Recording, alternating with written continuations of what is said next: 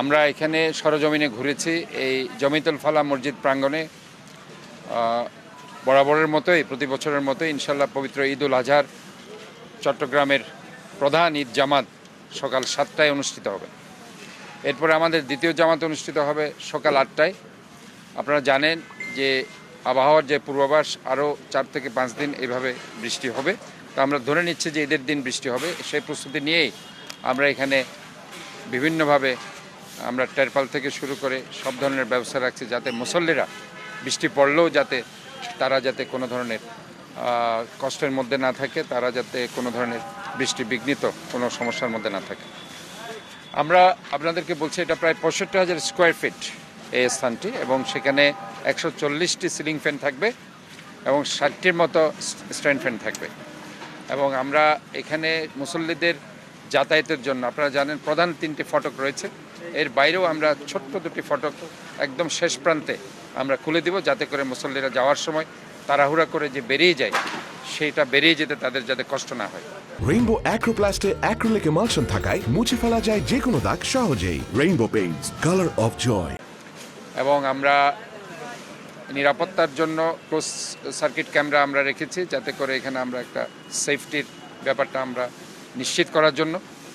এবং আপনারা জানেন যে আমরা কুরবানির দিনে এই বর্জ্য অপসারণ করার জন্য আমাদের কিছু প্ল্যান আমাদের আছে।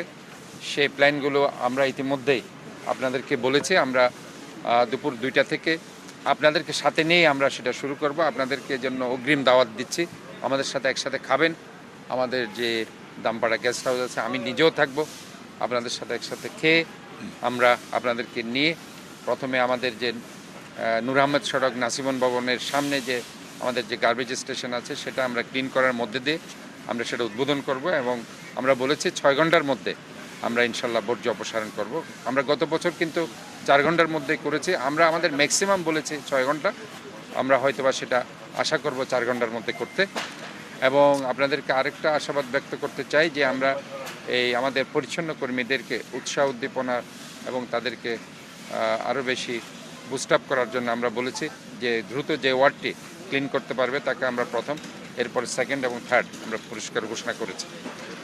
এবং আমরা আপনারা জানেন যে যেটা সমস্যা হয়, আমি যেটা গতবারও দেখেছি যে চামড়া ফেলে চলে যাচ্ছে।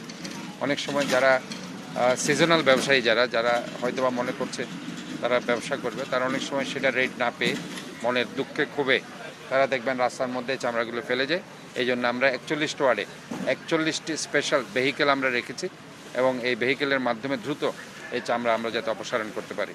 কারণ আমরা সেটা সন্ধ্যা 6টা থেকে আমরা এই ভেহিকেলগুলো আমরা রাখবো, পরদিন সন্ধ্যা 6টা পর্যন্ত 24 ঘন্টা এই ভেহিকেল থাকবে, যাতে করে কোনো ধরনের মানুষ অ্যাক্সিডেন্টের সম্মুখীন না হয়।